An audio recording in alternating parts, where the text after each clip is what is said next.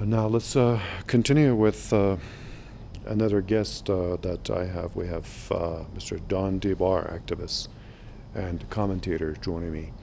Now, good to have you with us. Don is joining me from Austin, again, New York. Don, I wonder if you saw the part of the pictures that we just aired, people carrying the coffins of President Raisi and his accompanying entourage there.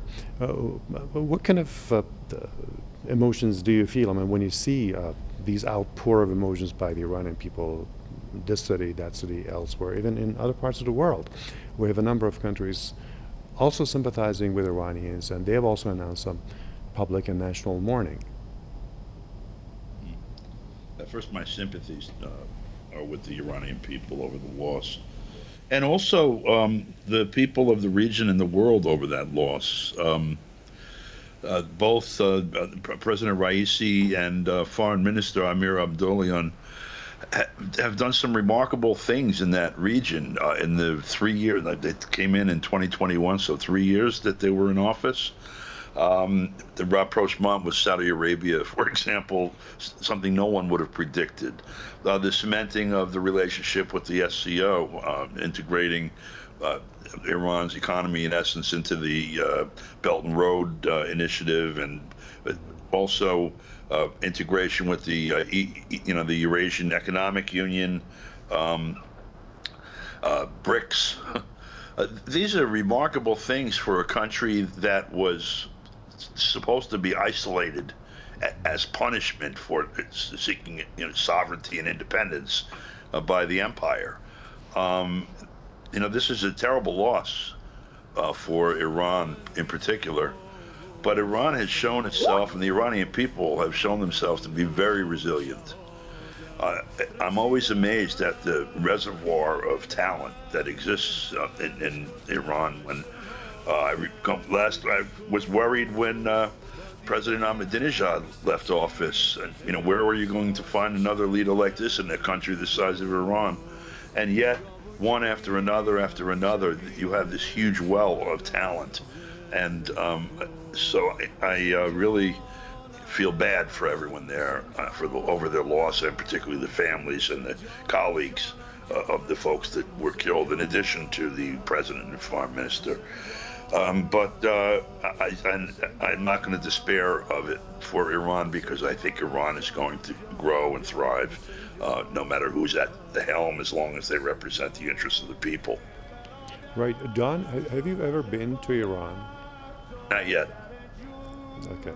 So, but guests that have had the chance to visit Iran, when we talk to them, this is they depict a picture that is totally different from what corporate media in the West especially depict for them. They're just in for a shock the moment they step into this country. The reason why I asked you this question was that I'm sure you know some Iranians. You've not been to Iran, but you said that you know some Iranians and you've heard from them. And President Raisi, what I was just wanted to talk, refer to that, but the strong personality that he had, as if there was no room, no space for any attributes like despair, like there is no way, that, was just totally relying on himself, on his God, his faith, Islam. And he saw no obstacles, no hindrances in the way. He said, okay, that's the target we have set, and I'm going to reach it, and I'm going to attain it. And he just moved forward strongly, with strong resolution, and he also encourage others to follow him. How many of world leaders do you know, even in countries like, let's cite the country where you are. Let's draw a comparison between the two presidents and their personal attributes. Well, you want to compare, for example, with Joe Biden? I don't think that. I haven't been to Iran yet. I've been invited, and my schedule didn't allow it. I went to the Soviet Union when it was still in existence, and to Russia several times. I've been to China, and I've been to Cuba. I was to Libya before it was destroyed by Obama. these are all places that were painted as the great Satan enemy, horrible places, police states, etc. And I always found, after the first try, when I first went to the Soviet Union in 1990 and found out it was nothing like I had been told, I expected that for every place else that I go. And I expected that with Iran also. I know from friends that have visited there and also friends that live there that it's a wonderful place. And I am looking forward to finally getting myself there. Hopefully. Good. Now, Don, let's talk about security. That's one main concern and preoccupation of the late President Ibrahim Raisi, and he did whatever he could in his power, and also Foreign Minister, late Dr. Amin Abdullahian.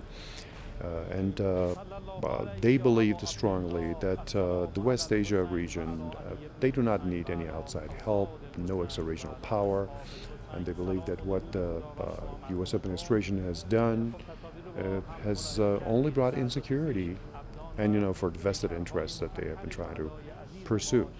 I want to ask your opinion on that.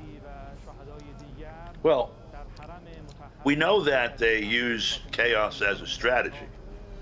If you can have people in a region fighting with each other over things that are relatively petty compared to being dominated by an outside power, then you are paving the way for the domination by an outside power. And so they do encourage division along every line, religious, even within religions, different trends within religions, language, nationality, color, sexual orientation, whatever they can find that distinguishes one human being from another, they will excite the tension in that area so that the people are fighting with each other while they pick both pockets. Iran has shown remarkable maturity, although it's not remarkable. Iran is an ancient civilization. It's Persia.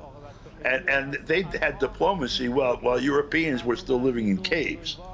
But on the modern stage, Iran is a very mature and very deliberate player, very restrained.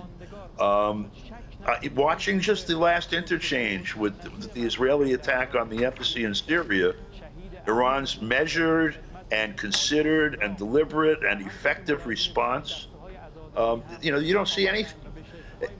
If they could hire everyone in the Iranian government to go to work in Langley or the White House, they would do it because they have no one with that skill set. Right. Okay, Don, if you allow me, I'll offer 1 minute of information. I'll get back to you with a question. Sure.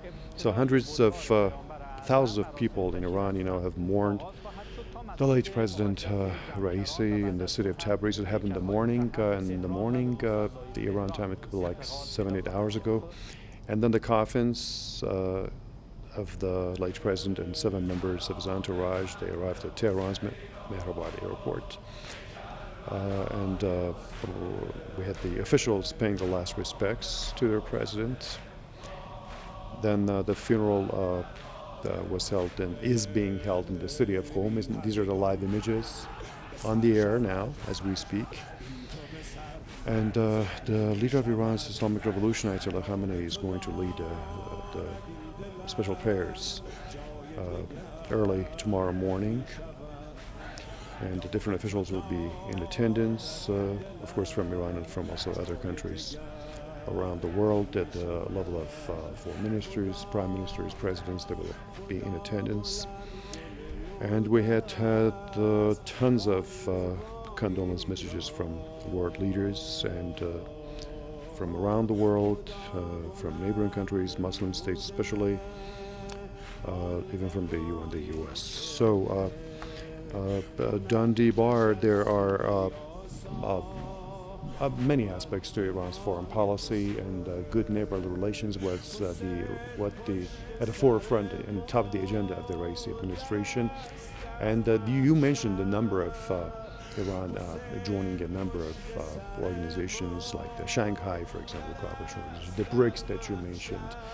These all happened during the past 3 years. that President Raisi was at the helm of the presidency as head of state, which is a great accomplishment, the rapprochement with Saudi Arabia, and all that. So alongside this, we had the issue of Palestine. Iran has its own economic issues on the home turf.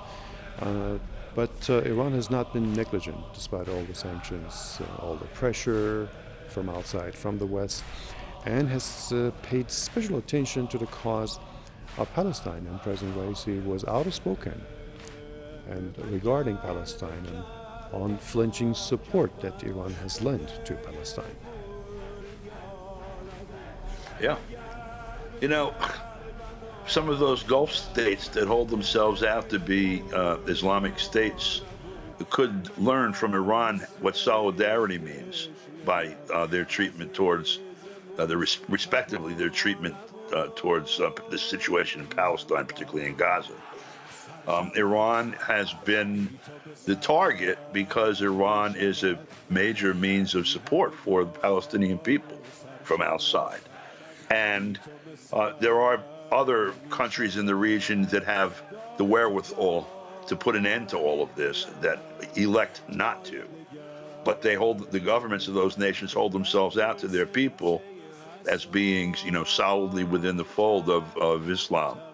And that, I think that vector between their behavior and the expectations of their people, and between their behavior and the example of the Islamic Republic's work in this area, is going to create basically a sweeping change through that region at some point, I think being catalyzed by the situation that's been going on in Gaza.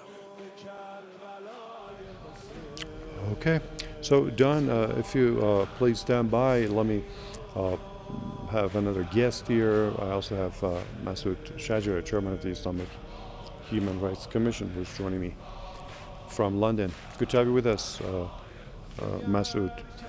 Go ahead with your initial comments, Masoud. Well, it's very sad to see that a servant of Iranian nation, and indeed someone who have brought sort of a stability in the region and been a very important instrument of bringing cohesion within the region of West Asia, is being lost in such a way. And especially when you sort of double that up with the foreign minister, who was instrumental in reviewing and renewing the relationship of Iran with its neighbor and elsewhere. And I think it's very important to sort of say that, the Western sort of media have been targeting Mr. Raisi and his cabinet as sort of extremism, or a group of people who are sort of extremely radical and so forth, even within the Iranian context. But despite those false labeling, the reality is that they have improved their relationship, not just with the neighboring nations, but right across the world. And indeed, in the same time, holding on to the basic values of what Islamic Republic of Iran has been all about, and the values that was instrumental in creating and establishing the Islamic Islamic State within Iran, and the revolution and all its values have been sort of hold on to, be it Palestine, be it standing with the oppressed people around the world, be it the insistence in continuing and strengthening the independence of Iran from outside powers. And I think to combine this, at the same time creating a better relationship that we see, in the last 24 hours since the announcement there has been condolences coming from all around the world. And indeed, it shows the sort of the different relationship of Iran in present term rather than what it was 4 or 5 years ago. And the fact that many nations, neighboring nations, Turkey, Pakistan, even sort of India, of announcing the official mourning one day, it actually shows the influence of Iran regionally and beyond. And I think this is something. This is exactly why he was so popular within Iran and obviously beyond. And Masoud, if we take a look at this late President Raisi's characteristics, one outstanding point was that he was always trying his best to inspire hope and to encourage the people, his cabinet ministers, officials, and also people in the streets, that we are able to do things, and we can pull off a success, and we can do it independently. So he was trying to, inspire hope everywhere he went, and to say that what you need to do is you need to be self-reliant. You got to have trust in your own abilities and domestic potential, and you will find a way, and you will be able to manage things to do. Let's also speak a little about this aspect. Yeah, I think we need to understand that, unfortunately, many people who claim to be leaders are not leaders, they're just managers. And they manage, or they try to manage the best of situation. But the leaders, those who are leaders, those who have got leadership qualities, they have aims and objectives, and they lead the society to that direction. He indeed believed that he could make a difference. He believed that he could take the nation from point A to the ultimate sort of goal of creating a better society and justice society, and carry the community. And this is why he was initiating hope, because he really believed in it, and he worked hard for that purpose. I mean, unlike his previous president, he was extremely hardworking. He was known by all who were familiar with him and were surrounding him, that he works 24/7, and he puts all his energy with the hope, with the direction, and this is what leadership is all about. He wasn't a manager. He was indeed a leader who had a vision, and he was mobilizing and inspiring the whole society to that vision, and that vision was an inclusive vision. And this is why we see both internally and externally his popularity. Okay, thank you for that, Masoud. If you could stand by, please. I'll go back to DeBar. Don, one more thing I want you to comment on, please, is actually the issue of, the same question I put to Masoud Cheddar, this self-reliance and this feeling that you can do things if you want to. And you don't, this is non-existent in many parts of the world. Some world leaders are there simply to pay and buy this. And some others have been able, like I mentioned, Japan, China, there are a few, not many to mention. And President Raisi was also there and always trying to encourage others. And he himself, of course, was always taking steps in that direction. And apart from trying to be hope-inspiring for the younger generation, he always encouraged us that, yes, you can do it. If you want it, you can do it. You will find a way. And you just cited some of the examples. If you could also elaborate on that for a few more minutes. Yeah. what our colleague just recited. The This one particular case came to mind where looking across the ocean, because he was talking about Iran on the world stage also, to Venezuela, another large oil-producing state that was being shunned by the United States and locked out globally. Reaching across the ocean in partnership with Venezuela, and bringing Venezuela and Iran together, looking at Russia and China, another one of the largest oil producers and the largest consumer of energy products, together with these other outcasts who combined have a remarkable potential to be the global engine, and already in many ways are. Rather than sitting in a corner crying about being left alone like children do when they're shunned, he went around and organized those people in the corner and turned them into a powerful force. That is an example of can-do spirit that is very lacking on the global stage generally, and particularly in Washington and Europe. So, I mean, I think when people see these things happen in the real world, they can draw encouragement for themselves and the people around them. Gee, what can I do with what I have to work with? And I think he was a great example of that.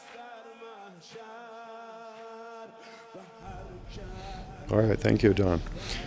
So Masoud Shajara, in terms of, let's say, regional security, let's elaborate on that a bit and the role that Iran has played to forge this collaboration among regional states, Muslim states, to set differences aside, to try to sit together, try to come to an understanding, and Iran has offered different proposals, and it's even registered this at the United Nations.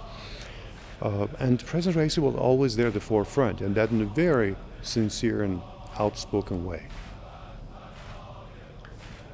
Yes, absolutely. I think the sort of the idea, the thesis that the security of the region could only be ensured and made possible by participation of people who have got an interest in that region, who live there and whose future and future generations' interest is interlocked, was one of the sort of contribution of this particular administration and Mr. Raisi and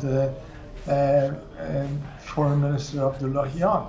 And the fact that it was portrayed in such a way that regional sort of countries, neighbors, they all came on board. They realized that exactly that is really the only way to ensure its future security and indeed well-being. I mean, to have another sort of colonial power coming over and bringing death and destruction like United States has done in Iraq, in Afghanistan, in Syria and elsewhere, have been detrimental to the interest and the security of not just those particular nations, but indeed to the whole region. And those ideologies are exposed and replaced by cooperation and bringing security of the region back as a responsibility of those who live there and his future depends on it. And I think that sort of did something very special. It actually increased the regional security and brought those nations together as participants towards the aim that they all share, rather than seeing each other as obstacle and opponents of one another, and seeing each other as an enemy and indeed a danger for their security. And I think this isolated the colonial powers from the region, and we are seeing very clearly that process is not just taking place, but is actually continuing. And indeed, I think is a remarkable sort of lesson, not just for Western Asia, but indeed South America and elsewhere, because we are seeing the disability, the chaos that is being created by the colonial power, mostly namely by United States, is something that is structural and indeed happening elsewhere. This, I hope and I pray that that sort of concept will be followed up and indeed brought to more fruitful ends, and create a sort of security for the region and beyond. But this has been amazing sort of achievement. It's not easy to turn what was happening in past, that you know, Saudis and others were looking at Iran and you know, nations around looking at each other as opponents of one another. And it's not just between Iran and Persian Gulf states, you know, even Qatar and Saudis and so forth and so on. These sort of divide and rule of the United States and the colonial powers have brought death, destruction to the region and beyond. And this policy undermined that, cut that completely to pieces, and brought this new concept, which has been extremely fruitful. Right. That, indeed, that is one of his and Mr. Abdullahian's legacy and successes. Yeah, truly. Don DeBar, speaking of security, let me ask your opinion about this, and because Iran firmly believes that it can be provided by regional states themselves, and Iran has also offered them any kind of assistance, militarily, technologically, and all that. And President Raisi and this foreign minister, they strongly were of the opinion that security cannot be bought. I mean, this is evidence of that is the U.S. military budget. They spend, literally, I'm sure they spend more than $1 trillion on the books that are open for public inspection to the degree they are. They spend $850 billion a year on the military, and another God knows how much on the intelligence and other security apparatus. And how secure is the United States? The world has been turning its back on U.S. foreign policy now well, just go to the General Assembly and watch the votes. At some point in time, that military occupation of the globe stands on, you know, the ever quickening sand, and as the people of the world, you know, are building up. Look, we're looking at the rise of a multipolar world. What does that mean? It means that the centers of power are devolving from the center to the various regions. It is obvious that the regional security of any region is going to be provided by the people in the region, that anyone else that's in there is disturbing the security by their presence. This is a phenomenon that is going to manifest it is manifesting across the world. We saw the destruction of the myth of American military invincibility, first chiseled some in Korea in the early 1950s, and then resoundingly demonstrated in Vietnam, with the huge sacrifice that the peoples of Vietnam and Cambodia and Laos and others made in doing that. Over the time from then till now, history had already been changed. And as much destruction as the U.S. military has done around the world, it's been tampered by the fact that it understands itself that it's not invincible. And this lesson has not been lost on any other people on the planet. And as their economic and cultural and political and social ties to each other increase, as they have been doing incredibly rapidly and to a huge extent, and while you have the largest economies in the world allied outside the United States, and nuclear power on that side also, and the majority of the human population on that side also, the trend is inevitable. Unless the U.S. decides to take down the temple on its head and blow up the world rather than surrender its domination of it, it's inevitable that the people of the world are going to be free of any outside influences, and they'll be able to address their regional security, which will be easy for them to do because there won't be anyone else trying to break into the house. Okay, thanks for that, Don.